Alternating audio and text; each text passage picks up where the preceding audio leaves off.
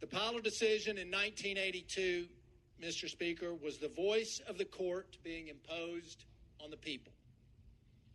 This, my friends, this is the voice of the people being exercised through their elected representatives, us. This is how our American democratic republic is supposed to work.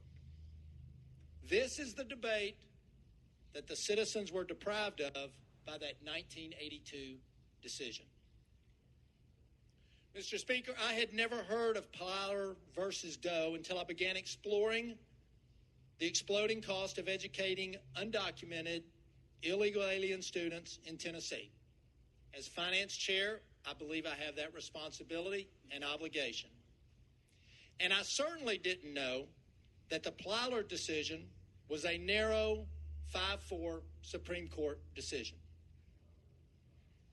To give context to members who may not be as informed, Brown versus Board of Education, which eliminated segregation in these United States in 1954, was 9-0, a unanimous decision. There was no dissenting opinion.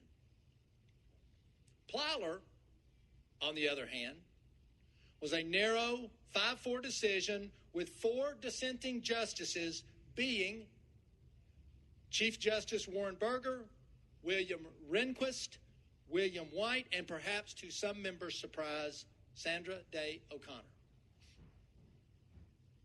The dissenting justices issued an opinion which predicts in many ways the place we find ourselves today. And I quote from their opinion: the dispositive issue in these cases, simply put, is whether, for the purposes of allocating its finite resources, a state has a legitimate reason to differentiate between persons who are lawfully within the state and those who are unlawfully there, end quote.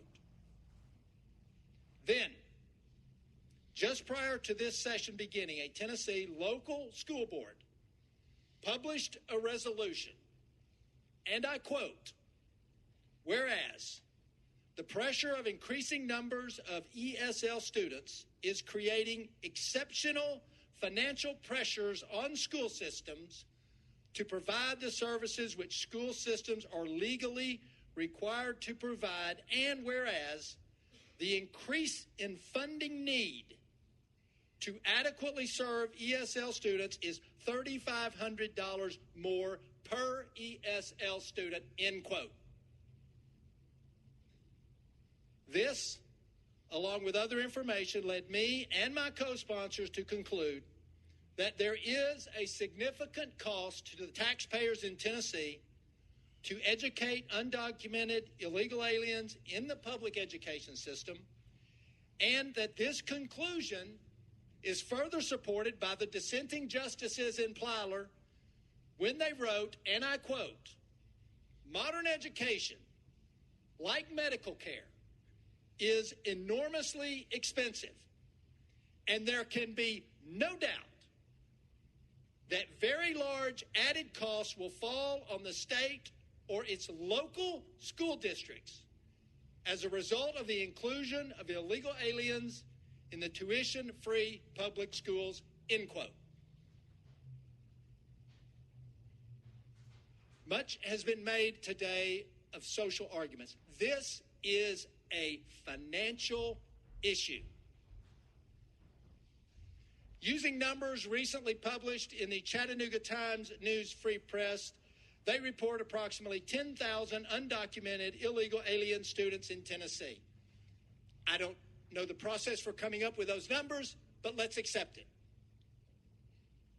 If we apply the $3,500 per student as suggested by the local school board to this number, then the additional cost to the education system is $35 million per year, and I submit to you, growing every year.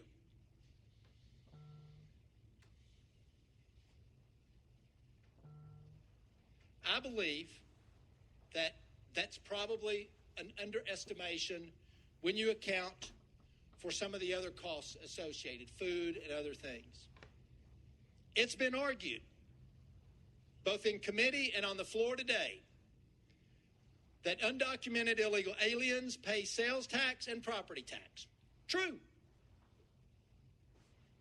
But one doesn't know if those payments come close to offsetting the additional costs. We argue they do not. And since the Plyler decision deprived the state of having this legislative debate, we have been mandated or forced to pay that additional cost without consideration. And as the Supreme Court pointed out in 1982 in their dissenting opinion, and perhaps in subsequent decisions, this is a policy issue for the political branches of the government to determine, not the judiciary, as has been argued here on the floor today. This bill, as it has been debated here today, provides for a permissive process for a local school system to offset the additional cost of educating undocumented illegal alien students in the public school system. It does not prohibit homeschooling or private schooling, which are other alternative paths to an education, nor does it apply, as been stated over and over again today, to legal immigrants or students in the process of obtaining legal status. This debate, Mr. Speaker, is part of the fabric of a larger debate that this country is engaged in when it comes to immigration, and particularly illegal immigration, which is the result of decades of unenforcement and purposeful underenforcement. The vitriol and passion around this bill should demonstrate to all why the immigration issue is so difficult to address. I can't say that I have been shocked. I can't say that I have been amazed at the level of passion that this debate has generated.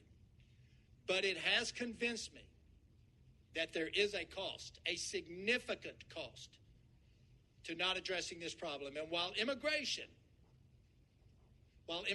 is a federal responsibility, states have a role to play, and I quote again from Plyler, to protect its fiscal interests,